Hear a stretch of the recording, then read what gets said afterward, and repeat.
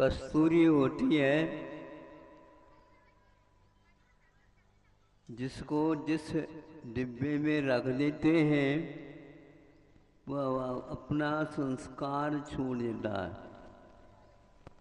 उसकी सुगंधी अनेकों को प्रभावित करती है। उसके सेवन करने से अलग संवेदना का अनुभव होता है।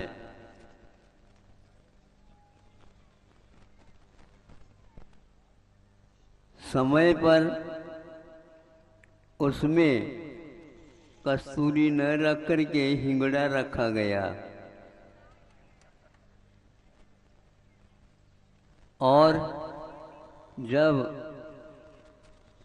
भोजन करने के लिए बैठे तो वह पेड़ा तो था लेकिन उसमें कस्तूरी का अभाव था। कारण हिंगड़े का इतना प्रभाव रहता है कि उस कस्तूरी को भी खा लेता है।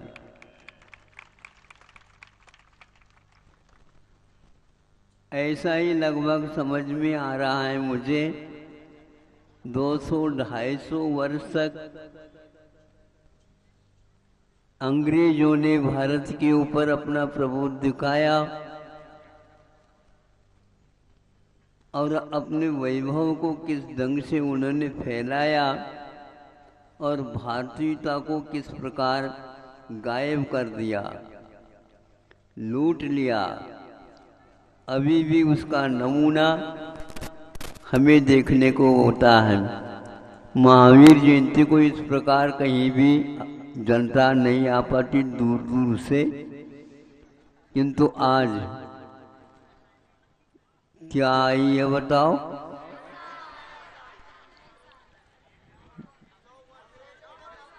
नौ वर्ष है। अंग्रेज की अपेक्षा से है। महावीर भगवान का, आदिनाथ भगवान का युग पीछे रह गया है। यह भी पीछे हो गया है लेकिन अभी आपकी पीछे नहीं छोड़ रहा है। आपके पीछे छोड़ इसलिए नहीं रहा है, आप लोगों ने उसको ऊपर से ही पहना नहीं किंतु भीतर तक उसको आत्मसात कर लिया है। अब सवाल उठता है, आप स्वतंत्र है क्या परतंत्र है? परतंत्र है, ये बताने के लिए हमारे पास आए हो। हम स्वतंत्रता की खोज करने में लगे हैं। अभी हम भी स्वतंत्र नहीं हैं। आप तो संभव ही नहीं ऐसा लगता है। हर बात में खाने में विदेशीकरण हुआ है, लिखने में विदेशीकरण हो गया है, बोलने में विदेशीकरण हो गया है। सोचने के लिए भारत को भूल करके विदेश के बारे में ही लेखनी चल रही है। हमारे सामने वीरान में एक कृति ला करके रखी गई है। ये कौन से वीर है? विदेशी लोग है क्या या भारतीय है? आपको सोचना पड़ेगा। भाषा एक ऐसी वस्तु है जिसके माध्यम से हम संस्कृति की ओर यहाँ पर बैठे बैठे भी जा सकते हैं। संतों के, ऋषियों के, मुनियों के, सत प्रवृत्ति करने वालों के जीवन तक हम पहुँच सकते हैं। भारतीय होकर के भी आप विदेशी हो गए हैं और उसी में सब कुछ मान रहे हैं। वीरान में यह विदेशी के बारे में नहीं लिखा गया होगा किंतु एक केवल इतिहास वह इतिहास है जिसमें साहस के साथ अपने आत्मानुभूति के बारे में भी कुछ चिंतन मनन किया हो। क्योंकि भारत के लोग पेट्रोल तो देते हैं गाड़ी को, भारत के लोग भोजन पानी भी करते हैं, सब कुछ देते हैं, उसके स्वाद भी कुछ ले लेते हैं, लेकिन जीवन का लक्ष्य इस शरीर के माध्यम से, इस शरीरस्थ इस शरीर में जो आत्म तत्व है उसकी खोज प्रयोजन भूत होता है। भारत को इन जड़ों से नहीं किंतु चेतन से अर्थ रहता है।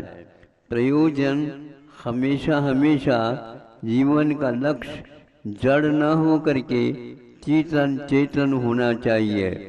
भारत के इतिहास के पन्नों में हम यही पढ़ते हैं और सुनते हैं और सूचना इसी ओर होता है।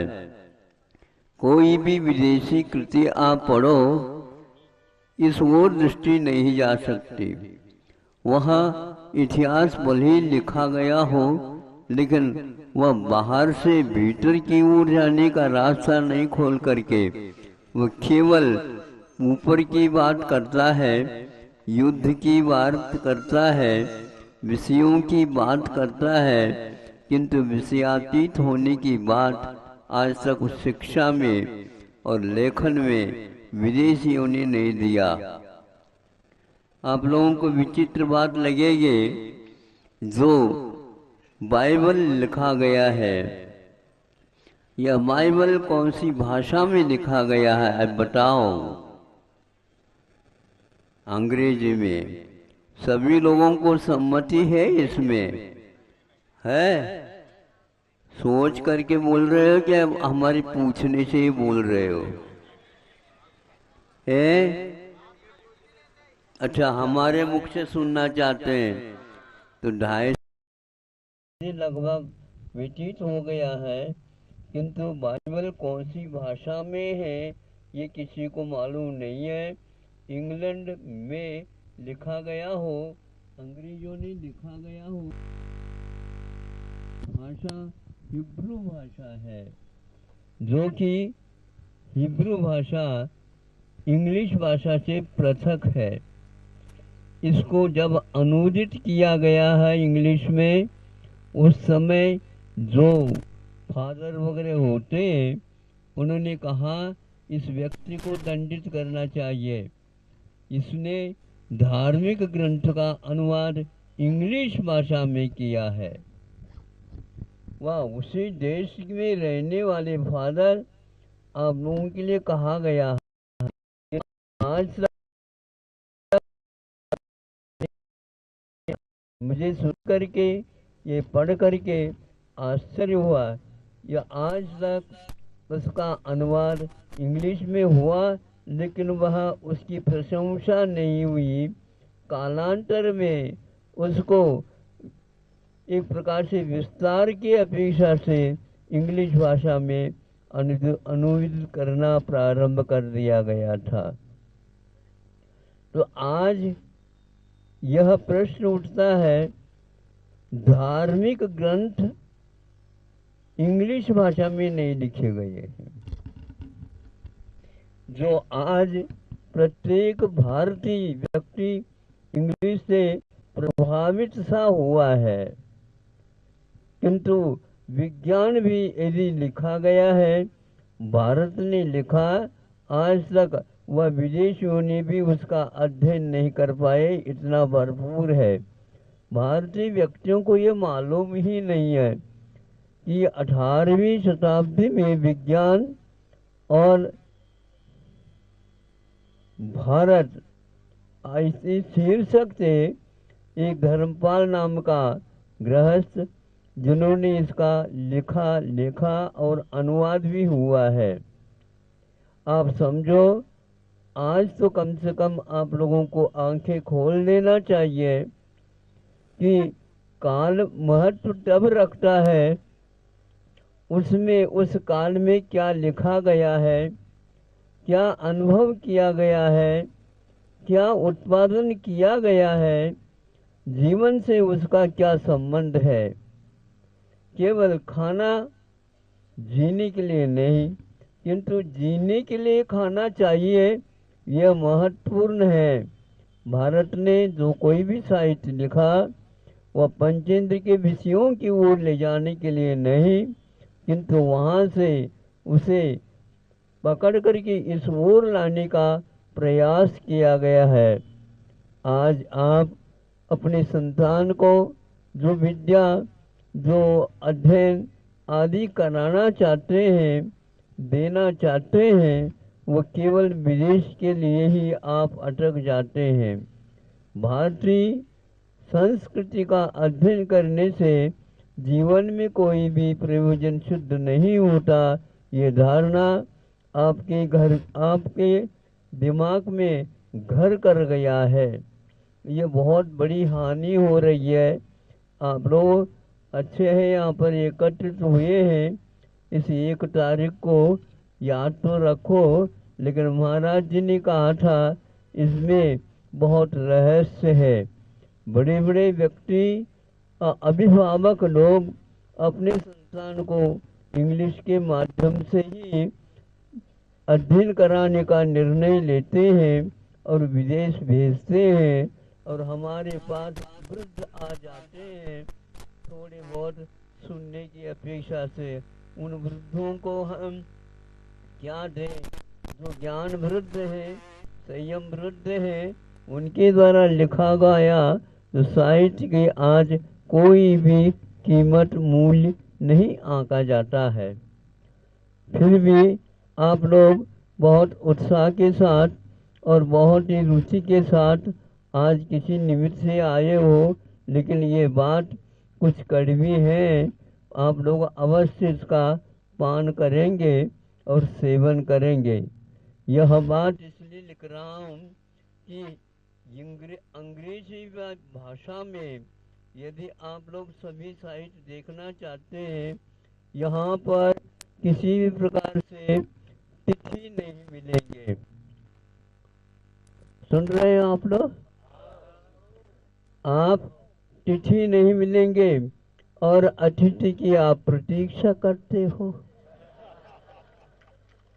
अतिथि को आप बुला रहे हो, अतिथि को आप कह रहे हैं महाराज दक्षिण चलो। वहाँ पर दक्षिण नहीं बोलते, क्या बोलते? North, south. हाँ, तो ये दिशाएं और यहाँ सारे चौपट हो गए हैं। हमें मालूम नहीं पड़ रहा है किधर दक्षिण है।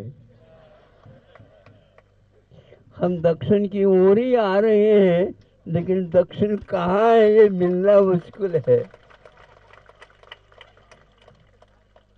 दक्षिण में भी उत्तर ही मिले और उत्तर में भी दक्षिणा मिले तो क्या करें हम, बताओ? नहीं, बहुत महत्वपूर्ण यह बिंदु है। आप लोग जब शोध की बात करते हैं, बहुत ही विस्मय होता है। यहाँ अपने भारत में शोध करने के लिए कोई भाषा है ही नहीं, और इंग्लिश को छोड़ करके ऐसे आग्रह अभी भी किया जाता है। यदि शोध किया जाता है तो वह इंग्लिश में ही होना चाहिए।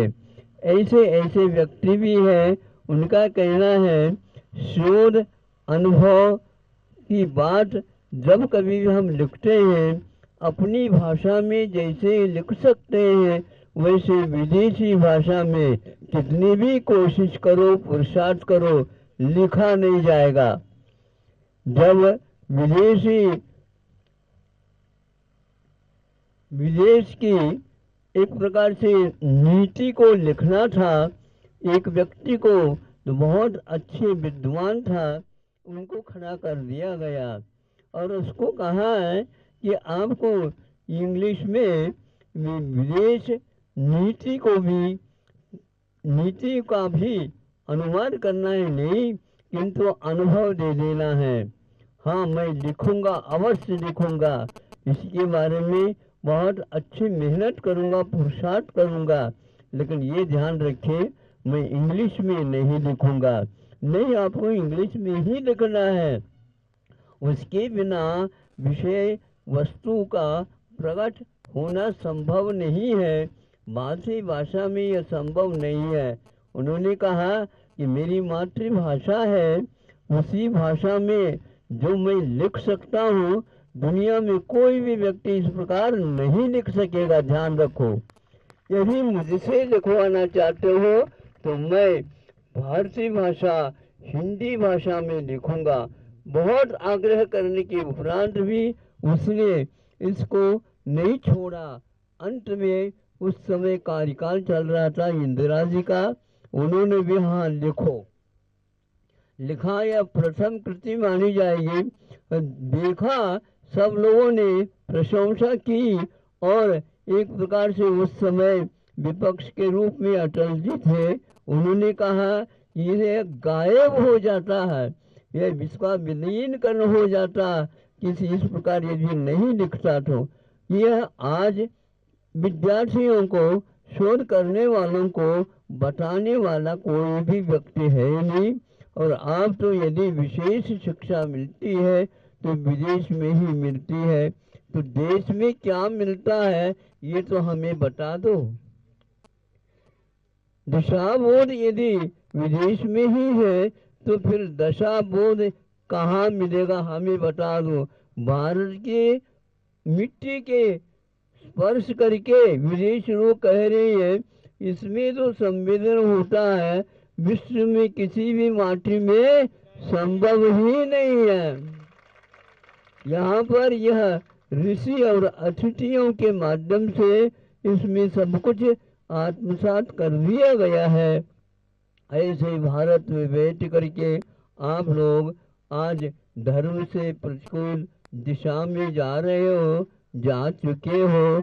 अब तो कम से कम यदि मान लो थोड़े बहुत होश आ रहे हो तो वह अवश्य ही आपके लिए अनुकूल हो सकता है। इन्हीं बातों के साथ समय आपका ज़्यादा हो जाएगा, क्योंकि आप लोगों के हाथ में घड़ी बंधी है, हमारे हाथ में अतिथि का ही पत्र है। उस 5 ಕನ್ನಡ ಅದ, ಮಿನಿಟ್ ಇಂಗ್ಲಿಷ್ ಅದ, ನಮ್ಗೇನು ಹೇಳೋದು? ಹಾಂ, ಸ್ವಲ್ಪ ತಿಂದರೆ ಹೊಟ್ಟೆ ನೋಡೋದಿಲ್ಲ, इतना ही पर्याप्त है। अहिंसा परमो धर्म की।